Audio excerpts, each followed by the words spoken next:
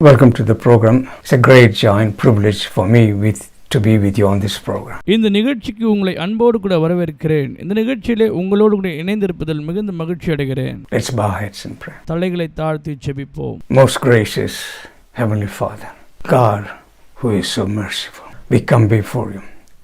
As we come around your word, speak to us through your word. மகா இரக்கங்களின் பிதாவாகிய தேவனே, இரக்கங்களுக்கு நீர் உதாரணமாக இருக்கிறீர். தேவனே, இந்த நாளிலே உம்முடைய சமூகத்திற்கு வருகிறோம். உம்முடைய வார்த்தை கொண்டு எங்களோடு கூட பேசி எங்களை உணர்த்தி அருளும்படியாக ஜெபிக்கிறோம். Challenge us through your word and change us. In Jesus' precious name, Amen. உம்முடைய வார்த்தை கொண்டு எங்களுக்கு சவால் விடும், எங்கள் வாழ்க்கையை மாற்றும். இயேசுவின் நாமத்தில் பிதாவே, ஆமென். We're going to look from Revelation chapter 3 verses 14 to 22. வெளிப்படுத்தல் விசேஷம் 3ஆம் அதிகாரம் 14ஆம் வசனம் தொடங்கி 22ஆம் வசனம் வரை. And to the angel of the church of the Laodicean write, these things says the Amen, the faithful and true witness, the beginning of creation of God. I know your works, that you are neither cold nor hot. I could wish you were cold or hot. So then, because of you are lukewarm, neither cold nor hot, I will vomit you out of my mouth. Because you say, I am rich, I have become wealthy, I have need of nothing, and do not know that you are wretched, miserable, poor, blind, and naked. I counsel you to buy from me gold refined in the fire, that you may be rich, and white garments that you may be clothed, that the shame of your nakedness may not be revealed. And anoint your eyes with eye salve, that you may see. As many as I love, I rebuke and chasten. Therefore be zealous and repent. Behold, I stand at the door and knock. If anyone hears my voice and opens the door, I will come in to him and dine with him, and he with me. To him who overcomes, I will grant to sit with me on my throne, as I also overcame and sat down with my Father on his throne. He who has an ear, let him hear what the Spirit says to the churches. வெளிப்படுத்தல் விசேஷம் 3ஆம் அதிகாரம் 14ஆம் வசனம். Laodicea சபையின் தூதனுக்கு நீ எழுத வேண்டியது என்னவெனில், உண்மையும் சத்தியமும் உள்ள சாட்சியும் தேவனுடைய சிருஷ்டிக்கு ஆதியுமாய் இருக்கிற ஆமேன் என்பவர் சொல்லுகிறதாவது. 15ஆம் வசனம். உன் கிரியைகளை அறிந்திருக்கிறேன். நீ குளிரும் இல்லாமல் அனலும் இல்லாமல் நீ குளிரையாவது அனலாவது இருந்தால் நலமாயிருக்கும். 16ஆம் வசனம். இப்படி நீ குளிருமின்றி அனலுமின்றி வெதுவெதுப்பா இருக்கிறபடியினால் உன்னை என் வாய் நின்று வாந்தி பண்ணி போடுவேன். 17ஆம் வசனம். நீ நிர்பாக்கியம் உள்ளவனும் பரிதபிக்கப்படத்தக்கவனும் தரித்திரனும் குருடனும் நிர்வாணியுமாய் இருக்கிறதை அறியாமல் நான் ஐஸ்வர்யவான் என்றும் திரவிய பண்ணுவன் என்றும் எனக்கு ஒரு குறைவும் இல்லை என்றும் சொல்லுகிறபடியால். 18ஆம் வசனம்.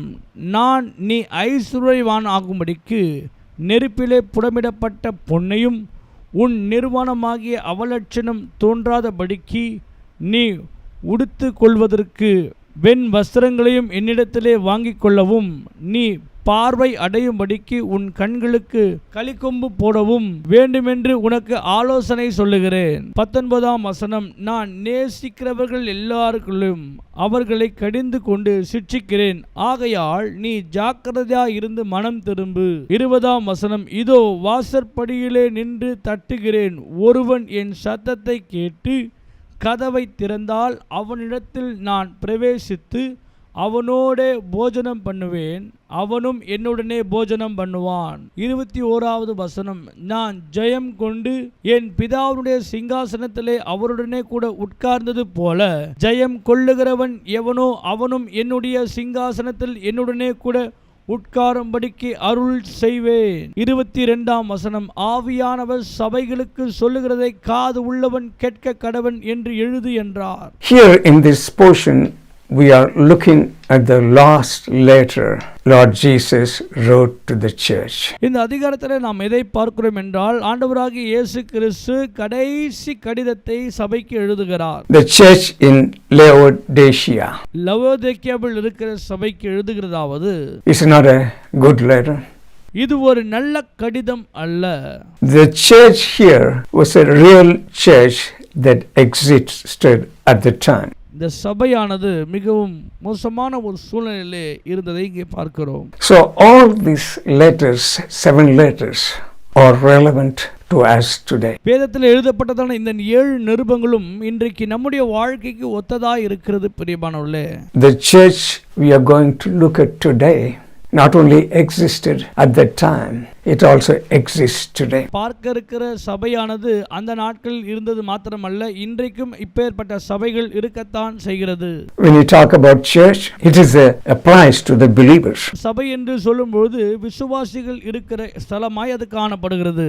Let's look at the history of Laodicea. Laodicea சபையினுடைய அந்த வரலாறை நாம் பார்க்கும் பொழுது, Laodicea is located in the Lycus River Valley. Laodicea பட்டணமானது லாக்கஸ் ஆறு என்கின்ற அந்த பகுதியிலே அமைந்துள்ள ஒரு பட்டணமாய் இது காணப்படுகிறது.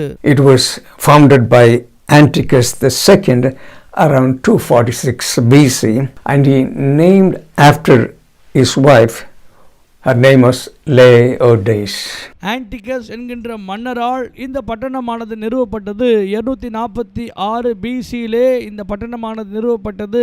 அவருடைய மனைவியின் பேராகிய லவோதிக்கேயாவையே இந்த பட்டணத்துக்கு நாமத்தை அவர் தரிப்பித்தார். But this city was a wealthy city. இந்த பட்டணமானது மிகவும் பொருளாதாரத்திலே ஆசீர்வாதம் நிறைந்த ஒரு பட்டணமாய் காணப்பட்டது. This city was famous for so many things. பட்டணமானது பல காரியங்களுக்காக பிரபலமான ஒரு பட்டணம். You see, Lord Jesus Christ is going to use those things to speak to this church. நாம் பார்க்கிறோம் ஆண்டவராகிய இயேசு கிறிஸ்து பல உதாரணங்களை இந்த சபைக்காக பேசுகிற பொழுது, They were famous for, black sheep, and as a result of that, they produced a beautiful garments, beautiful coats. They were very expensive. கருப்பு ஆடுகள் அதிகமாக இருக்கிற இடமாக அது காணப்பட்டது. அது நிமித்தமாக அந்த பட்டணத்திலே விலை உயர்ந்த நல்ல ஆடைகளை அவர்கள் உற்பத்தி செய்தார்கள். This place was known for a medical school. இந்த இடமானது மருத்துவ கல்லூரிகள் நிறைய இருந்த ஒரு இடமாய் இருக்கிறது. And there they developed an eye ointment that can be used for eye infection. அதிகப்படியான காயமடைந்திருக்கக்கூடிய பகுதியிலே பயன்படுத்தக்கூடிய அந்த ஆயின்மெண்ட்டை இவர்கள்தான் உற்பத்தி செய்து கொண்டிருந்தார்கள். And I believe it's used even today. அந்த மருந்தானது இன்றைக்கும் பயன்பாட்டில் இருக்கிறது. This was a wealthy city. இது ஒரு செழிப்பு நிறைந்த பட்டணமாய் காணப்பட்டது. But they had problem with fresh drinking water. ஆனால் அவர்களுக்கு நல்ல தண்ணீர் வசதி இல்லாததாய் காணப்பட்டது. There were 2 sister cities, Hierapolis and Colossae. கலோசே மற்றும் ஹைராசிஸ் என்கின்ற இந்த பட்டணத்திற்கு 2 சகோதர சிட்டிகள் இருந்தது. In Hierapolis they had hot springs. என்று சொல்லக்கூடிய அந்த இடத்திலே வெதுவெதுப்பான தண்ணீர் நிறைந்த பகுதி இருந்தது. And people used to go there and it had medicinal effect. தண்ணீரிலே சூடா இருக்கக்கூடிய தண்ணீரிலே மருத்துவ குணங்கள் நிறைந்ததாகவும் காணப்பட்டது. So because there was shortage of water, they brought water through pipeline to the city of Laodicea. Laodicea பட்டணத்திலே தண்ணீர் பஞ்சமா இருந்தபடினாலே அவர்கள் சில குழாய்கள் மூலமாக தான் தங்கள் பட்டணத்திற்கு தண்ணீரை வரவித்துக் கொண்டார்கள். Colossae was known for very freezing cold water. கொலோசே என்கின்ற அந்த இடத்திலே தண்ணீர் மிகவும் உறைந்த நிலையிலே காணப்படும். So they brought freezing cold water from Colossae to Laodicea. அங்கிருந்து அவர்கள் அந்த குளிர்ந்த தண்ணீரை இந்த பட்டணத்துக்கு அனுப்புவார்கள். We will see all this come into play when Jesus gives this message to them. இப்பேற்பட்ட சூழ்நிலைகளை பார்த்துதான் ஆண்டவராகிய இயேசு கிறிஸ்து இவர்களுக்கு ஒரு செய்தியை கொடுக்கிறார். So what happened was when they brought this hot water from Hierapolis. By the time it got to Laodicea, it was lukewarm. ஹேராப்ஸ் என்று சொல்லக்கூடிய அங்கிருந்து சூடான தண்ணீர் லவோதிக்கேயாவுக்கு வரும்பொழுது அது வெதுவெதுப்பாய் மாறுகிறதை இங்கே பார்க்கிறோம். And it had other minerals added because of the clay pipes. அதிலே மற்ற தாது பொருட்களும் அந்த குழாய் வழியாய் வருவது நிமித்தமாக அவர்களுக்கு கிடைத்தது.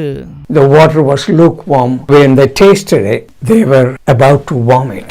அவர்கள் அந்த தண்ணீரை குடித்த பொழுது அது வெதுவெதுப்பாய் இருந்தபடினாலே அதை வாந்தி பண்ணி போடும்படியான ஒரு சூழ்நிலை இருந்தது. And in the same way, the cold water, freezing cold from Colossae, when it got to them, it was lukewarm as well. கொலோசேவிலிருந்து வரக்கூடிய அந்த உறைந்த தண்ணீர் இவரிடத்தில் வரும்பொழுது அதுவும் வெதுவெதுப்பான தண்ணீரை போல காணப்பட்டது.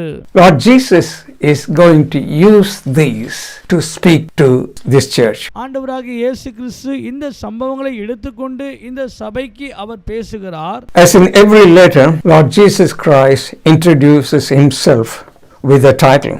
We see that in verse 14. 14ஆம் வசனத்திலே நாம் பார்க்கும்போது ஆண்டவராகிய இயேசு கிறிஸ்து ஒவ்வொரு சபையுடனே பேசும்போது ஒரு தலைப்பை வைத்துதான் அங்கே அறிமுகப்படுத்தி பேசுகிறார். These things says the Amen, the faithful and true witness, the beginning of the creation of God. 14ஆம் வசனம், லவோதிக்கேயா சபையின் தூதனுக்கு நீ எழுத வேண்டியது என்னவெனில், உண்மையும் சத்தியமுள்ள சாட்சியும் தேவனுடைய சிருஷ்டிக்கு ஆதியுமாய் இருக்கிற ஆமென் என்பவர் சொல்லுகிறதாவது. Amen is used to affirm the truthfulness of a statement. ஆமென் என்று சொல்லும்போது சத்தியத்திற்கு உடைய ஒரு தேவனாக இங்கே அவர் தன்னை வெளிப்படுத்துகிறார். We say amen at the end of prayer and we agree. கடைசியிலே அவர் காரியத்தை சொல்கிறார், அதை நாமும் கூட ஒற்றுக்கொள்ளுகிறோம். Remember, Jesus used, before he made a statement, he used verily, verily, I say unto you, which means the statement he made was true. ஆண்டவர் சொல்லுகிற சில வாக்குகளுக்கு முன்பதாக மெய்யாகவே மெய்யாகவே என்று பயன்படுத்துவார். அப்படி என்றால் அந்த சொல்லப்படுகிற காரியம் மிகவும் உண்மையான சத்தியமான காரியமாய் முக்கியமானதாக இருக்கும் என்பதாக. 2 Corinthians chapter 1 and verse 20, for all the promises of God in him is yes, in him is amen, to the glory of God to us.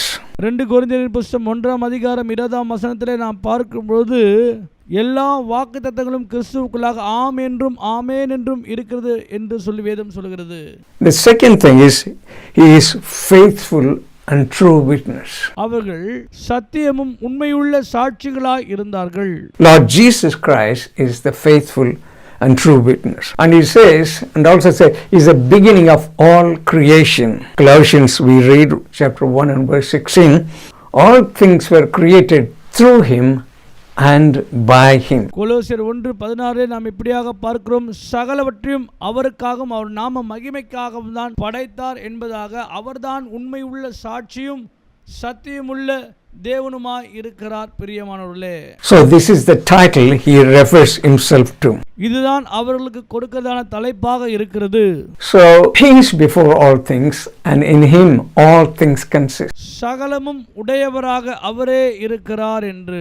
We read that he is Alpha, that means he is the creator. Alpha என்று சொல்லும் பொழுது அவர்தான் எல்லாவற்றையும் உருவாக்குகிற தேவனாய் இருக்கிறார். He is Omega, that means he is the consummator. அவர்தான் omega என்றால் அவர்தான் துவங்கினதை முடிக்கிறவராகவும் இருக்கிறார். You know, when they received this letter from the Lord Jesus Christ, there was a very large Jewish population in Laodicea. லவோதிக்கேயாவிலே நாம் பார்க்கும் பொழுது அந்த நாட்களிலே யூதர்களுடைய அதிகமான நபர்கள் அங்கே வசிக்கிறதை பார்க்கும் பொழுதுதான் தேவன் இந்த சபைக்கு இந்த காரியங்களை சொல்லுகிறார். You know, city was a very wealthy city. இந்த பட்டணமானது மிகுந்த செழிப்பு நிறைந்த ஒரு பட்டணமாய் காணப்பட்டது.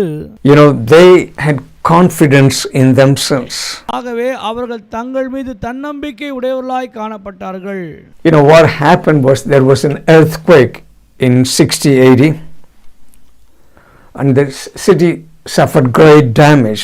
At the time, the Roman government said they will give some financial help to rebuild the city. 60 ஏடியிலே அந்த பட்டணத்திலே ஒரு மிகப்பெரிய பூமி அதிர்ச்சி வந்தது நிமித்தமாக அந்த பட்டணம் முழுவதும் இடிந்து விழுந்தது. ஆக ரோமானியர்கள் சொன்னார்கள், நாங்கள் உங்களுக்கு பணம் தருகிறோம், மீண்டுமாக இந்த பட்டணத்தை கட்டி எழுப்புங்கள் என்று. The people from that city said to the Roman government, we don't need your help, we have enough money to build our own city. அவர்கள் அந்த ரோமானிய அரசிடத்திலே சொன்னார்கள், எங்களுக்கு உங்களிடத்தில் எந்த விதமான உதவியும் தேவையில்லை, எங்களிடத்திலே பணம் இருக்கிறது, நாங்கள் அதை வைத்து இந்த பட்டணத்தை மீண்டுமாய் கட்டுவோம் என்பதாக. They were so confident. All these things you will see will play in the message Lord gives to them. They thought they had a lot of money, they were wealthy. நடந்ததான எல்லா சூழ்நிலைகளை வைத்து ஆண்டவராகிய இயேசு கிறிஸ்து அவர்களுக்கு ஒரு கடிதத்தை எழுதுகிறார். அவர்கள் தங்களை குறித்து மிகவும் பெருமையாகவும் எல்லாம் எங்களிடத்தில் உண்டு என்று சொல்லி மேன்மை பாராட்டி கொண்டிருந்தார்கள். Jesus says to them that you are a lukewarm church. ஆண்டவராகிய இயேசு அவர்களை பார்த்து, சபையை பார்த்து சொல்கிறார், நீங்கள் வெதுவெதுப்பான சபை என்று. This is a complaint he has about them. This is what Jesus said. இதுதான் ஆண்டவர் அவர்கள் மீது வைத்திருந்த புகாரான காரியம். You are lukewarm Christians. I am going to vomit you out of my mouth. நீங்கள் வெதுவெதுப்பான கிறிஸ்தவர்களாய் இருக்கிறபடியினாலே நான் உங்களை வாந்தி பண்ணி போடுவேன் என்று கர்த்தர் சொன்னார். Anything lukewarm you don't like. If you want to drink coffee, you want to drink it hot. எதெல்லாம் வெதுவெதுப்பாய் இருக்கிறதோ அதை குடிப்பதற்கு நாம் விரும்ப மாட்டோம். ஒரு காஃபி குடிக்க வேண்டும் என்றால் அது சூடாக இருக்க வேண்டும் என்று நாம் விரும்புவோம். He said, I would rather you were hot or cold. ஆண்டவர் சொல்கிறார், நீ அனலும் இல்லாமல் குளிரும் இல்லாமல் இருக்கிறபடியினால். If they are hot, they are on fire for God. அவர்கள் அனலாய் இருப்பார்கள் என்றால் தேவனுக்கு என்று அக்கினியாய் இருக்க முடியும். If you are cold, there is at least room for God to work in them. This is what he is saying to them. குளிராய் இருப்பார்கள் என்று சொன்னால் தேவன் அவர்கள் வாழ்க்கையிலே ஏதாவது சில கிரியைகளை செய்து அவர்களை மீண்டுமாக எழுப்ப முடியும். You are neither hot nor cold. அவர்கள் அனலும் இல்லாமல் குளிரும் இல்லாமல் இருக்கிறார்கள். Look at some examples of what a lukewarm church or a Christian is like. சில உதாரணங்களை பார்ப்போம். வெதுவெதுப்பாய் இருக்கக்கூடிய கிறிஸ்தவர்கள் சபை எப்படி இருக்கும் என்பதாக. They don't take Lord Jesus Christ seriously. They don't take Bible seriously. அவர்கள் ஆண்டவராகிய இயேசு கிறிஸ்துவை குறித்து மிகவும் முக்கியமாக எடுத்துக்கொள்ள மாட்டார்கள். வேத வசனத்தை குறித்து முக்கியத்துவப்படுத்த மாட்டார்கள். They don't reach out for the lost. அழிந்து போகிற ஆத்துமாக்களை தேடி அவர்கள் போக மாட்டார்கள். And they have no witness for others. தங்களையே ஒரு சாட்சியாக மற்றவர்களுக்கு சொல்ல மாட்டார்கள். They don't use Bible as their guidelines in their life. வேதத்தை அவருடைய வாழ்க்கை நடத்தும்படியான ஒரு புத்தகமாக அவர்கள் பயன்படுத்தவும் மாட்டார்கள். This is what you will find a church which is lukewarm or a Christian who is lukewarm. இப்பேற்பட்டவர்கள்தான் வெதுவெதுப்பான சபையாக கிறிஸ்தவர்களாய் காணப்படுவார்கள். As I said, this church was self-sufficient. இந்த சபையானது தங்களுக்கு போதுமானது எல்லாம் அவரிடத்திலே இருந்ததாக காணப்படுகிறது. Probably they had a big congregation. They are wealthy. அவரிடத்திலே ஒரு மாபெரும் கூட்டம் இருந்தது. நிறைய காரியங்கள் அவரிடத்தில் இருந்தது. They didn't need anybody, not even God. அவர்களுக்கு யாரும் தேவைப்படாத ஒரு சூழ்நிலையிலே ஏன் தேவன் கூட அவர்களுக்கு தேவைப்படவில்லை. That's why God rebukes them in verse 17.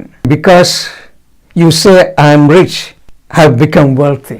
வெளிப்படுத்தல் விசேஷம் 3ஆம் அதிகாரம் 17ஆம் வசனம், நீ நிர்பாக்கியம் உள்ளவனும் பரிதபிக்கப்பட்டவனும் தரித்திரனும் குருடனும் நிர்வாணியமாய் இருக்கிறதை அறியாமல் நான் ஐஸ்வர்யவான் என்றும் திரவிய சம்பந்தன் என்றும் எனக்கு ஒரு குறைவும் இல்லை என்று சொல்லுகிறபடியால். They felt they were rich and they were wealthy. Remember, they had a lot of money.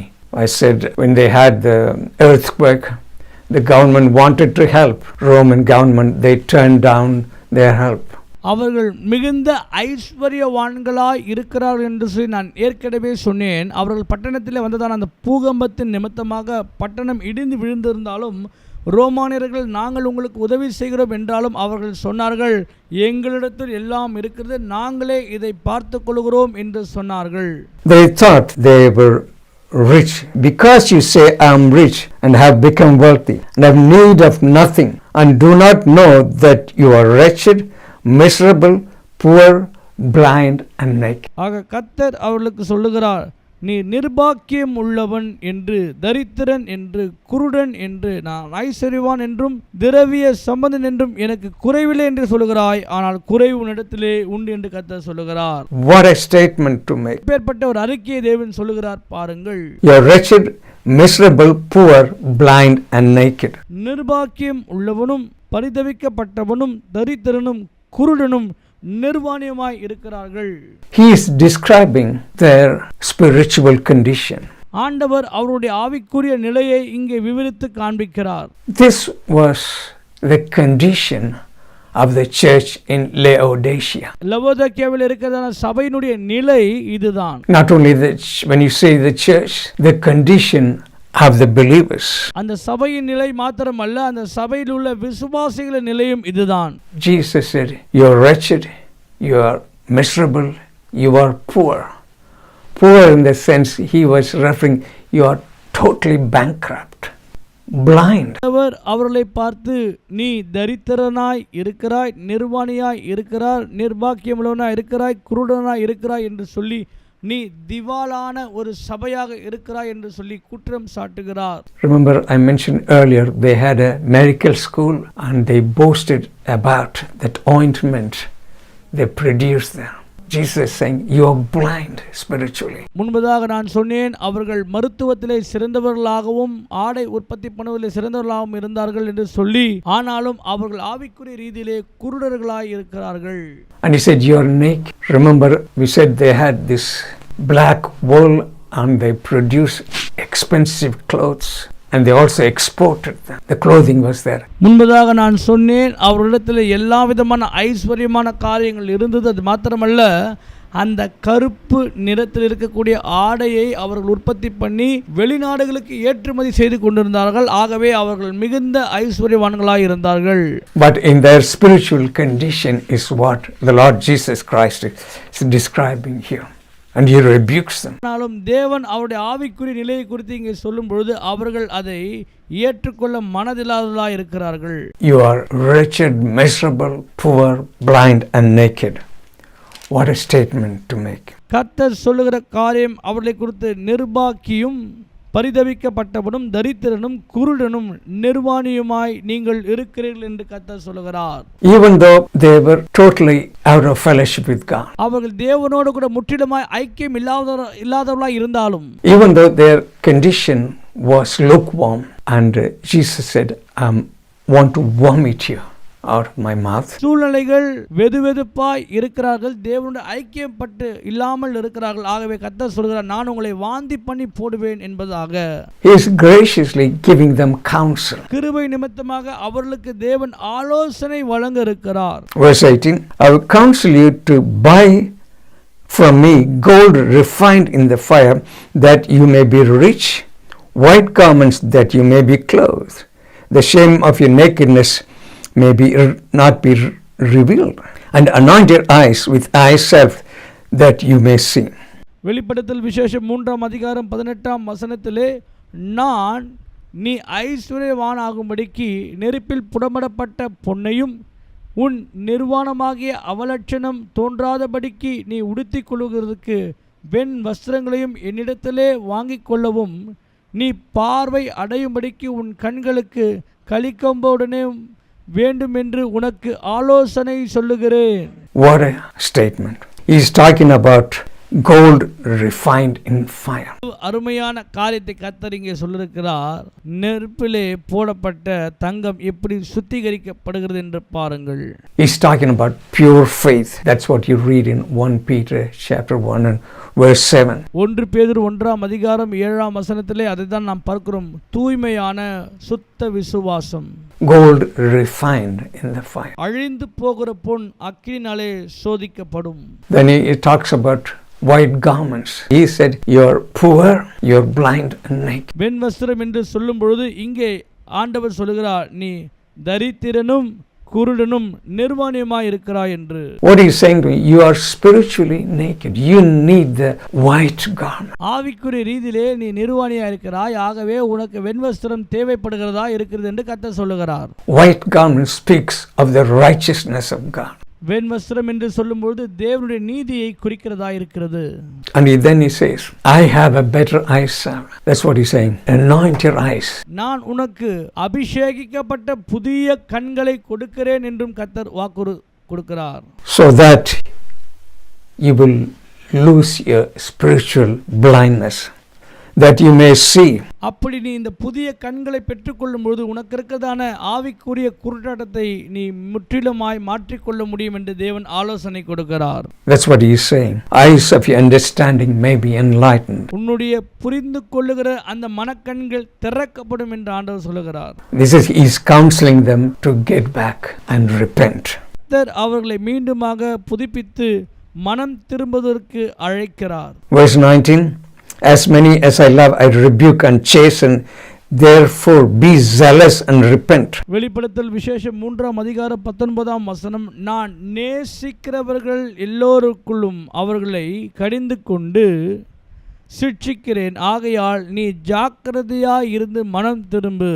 God loves everyone, unbelievers, Christians who have become lukewarm. He is saying, repent. தேவன் எல்லோரையுமே நேசிக்கிறார். கிறிஸ்தவர்கள், அந்நியர்கள், வெதுவெதுப்பா இருக்கிறவர்கள் என்று சொல்லி எல்லாரையுமே நேசிக்கிறார். ஆனால் அவர்களை பார்த்து கர்த்தர் சொல்கிறார், மனம் திரும்புங்கள் என்று. And verse 20 is, behold, I stand at the door and knock. If anyone hears my voice and opens the door, I will come in to him, dine with him, and he with me. வெளிப்படுத்தல் 3:20, இதோ வாசற்படியிலே நின்று தட்டுகிறேன், ஒருவன் என் சத்தத்தை கேட்டு கதவை திறந்தால் அவனிடத்தில் நான் பிரவேசித்து அவனுடனே போஜனம் பண்ணுவேன், அவனும் என்னோட கூட போஜனம் பண்ணுவான். What a picture. The Lord Jesus Christ is not allowed into the church of Laodicea. ஆண்டவராகிய இயேசு கிறிஸ்து லவோதிக்கேயா சபைக்குள்ளாக அவர் அனுமதிக்கப்பட முடியாதவராய் வெளியே நின்று கொண்டிருக்கிறார். They are wealthy.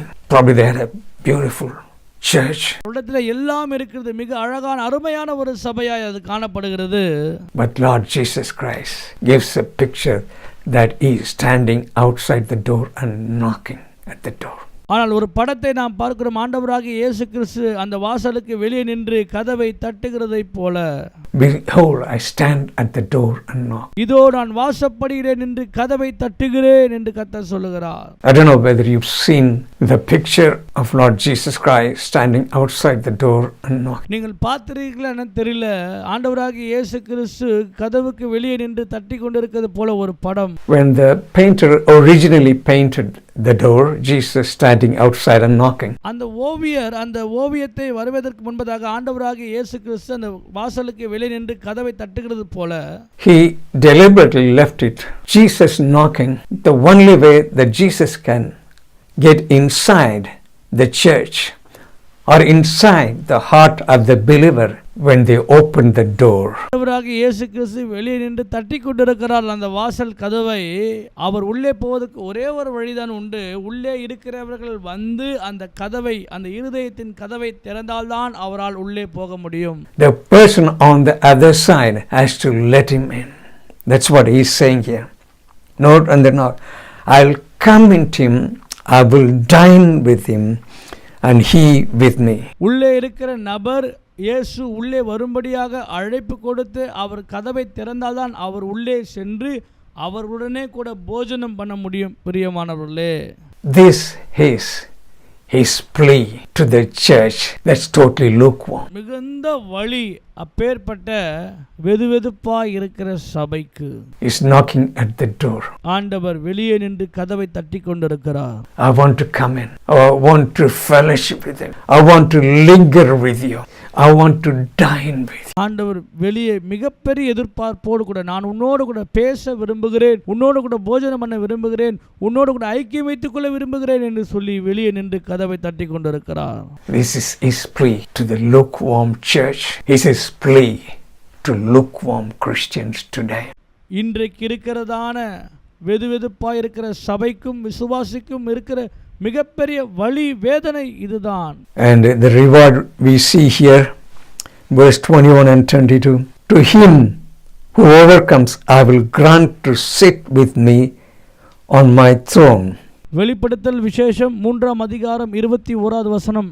நான் ஜெயம் கொண்டு என் பிதாவுடைய சிங்காசனத்திலே அவரோடு கூட உட்கார்ந்தது போல ஜெயம் கொள்ளுகிறவன் எவனோ அவனும் என்னுடைய சிங்காசனத்தில் என்னுடனே கூட உட்காரும்படிக்கு அருள் செய்வேன். What a privilege. Grant to sit with him on his throne. He says, as I also overcame and sat down with my Father on his throne. எவ்வளவு மிகப்பெரிய பாக்கியமான காரியத்தை கர்த்தர் இங்கே சொல்லுகிறார். நான் அமர்ந்திருக்கிற என் சிங்காசனத்திலே அவனையும் உட்கார வைப்பேன் என்று தேவனாகிய கர்த்தர் இங்கே வாக்குரைக்கிறார். This is a reward for the overcome. ஜெயம் கொள்ளுகிறவனுக்கு இதுதான் பரிசாக தேவன் கொடுக்கிறார். He that hear what the Lord is saying to the churches. That's what he who has an ear, let him hear what the Spirit says to the churches. வெளிப்படுத்தல் விசேஷம் 3ஆம் அதிகாரம் 22ஆம் வசனம். ஆவியானவர் சபைகளுக்கு சொல்லுகிறதை காதுள்ளவன் கேட்க கடவன் என்று எழுது என்றார். What is he saying? As we come to close today, what is the Spirit of God speaking to you, speaking to the church? இந்த செய்தியை முடிப்பதற்கு முன்பதாக கர்த்தருடைய ஆவியானவர் நம்மோடு கூட பேச வேண்டிய காரியம் என்ன? ஒவ்வொருத்தரோடு கூட ஆண்டவர் பேசக்கூடிய காரியத்தை இங்கே நாம் பார்ப்போம். You may be a pastor, you may be a leader, you may be a believer. Examine your spiritual condition. நீங்கள் ஒரு போதகராய் இருக்கலாம், ஒரு தலைவராய் இருக்கலாம், விசுவாசியா இருக்கலாம். உங்களுடைய ஆவிக்குரிய நிலை குறித்து நாம் தான் பரிசோதனைக்க வேண்டும்.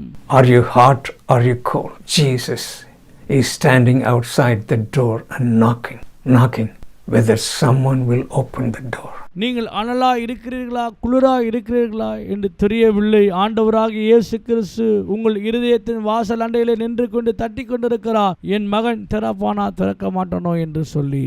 His plea is to come inside and to fellowship. What a reward awaits for those. A guarantee to get to heaven. ஜெயம் கொள்ளுகிறவர்களுக்கு தேவன் அவர் கொடுக்கிற பரிசானது மிக பெரியதாக இருக்கிறது. ஆக நாம் பரிசை பெற்றுக்கொள்ளத்தக்கவர்களாய் இருக்க வேண்டும். பிரியமானவர்களே, just going to lead you in a prayer. If you do not know the Lord Jesus Christ, or if you've gone away from him, pray this prayer with me. நான் உங்களுக்காக ஒரு சிறிய ஜெபத்தை எடுக்க விரும்புகிறேன். ஒருவேளை நீங்கள் ஆண்டவராகிய இயேசு கிறிஸ்துவை அறியாமல் இருப்பீர்கள் என்றால் அல்லது தேவனை விட்டு வழிவிலகி இருப்பீர்கள் என்றால் இந்த ஜெபத்தை எனக்கு பின்பதாக தொடர்ந்து செய்யுங்கள். Loving Heavenly Father, we thank you for your word. Lord, thank you for speaking to me. அன்பின் பரலோக பிதாவே, உம்முடைய வார்த்தைக்காக நன்றி. நன்றி இயேசுவே, நீர் எங்களோடு கூட பேசுகிறதற்காக. Thank you for sending your son Jesus to die for me on the cross of Calvary. He died and rose again on the third day. Lord Jesus, thank you for dying for my sins. Cleanse me with your precious blood. நன்றி பிதாவே, உம்முடைய குமாரனாகிய இயேசு கிறிஸ்துவை எங்களுக்காக கல்வாரி சிலுவிலே அனுப்பி தந்தீர். உம்முடைய குமாரனாகிய இயேசு கிறிஸ்துவை நான் விசுவாசிக்கிறேன். இயேசுவே, என்னுடைய பாவங்களை கழுவும், என்னை பரிசுத்தப்படுத்தும், என்னை நீதிமானாக்கும். நான் உம்மை என்னுடைய ஆண்டவராக ஏற்றுக்கொள்ளுகிறேன். Come into my life and I make you Lord of my life. In Jesus' name. என்னுடைய வாழ்க்கையிலே நீர் வந்து என்னுடைய தேவனாக இருக்கும்படியாக வேண்டிக் கொள்கிறேன். இயேசுவின் நாமத்தில் பிதாவே, ஆமென். If you prayed that prayer, you become a Christian. I would advise you to go to a local church and fellowship with them.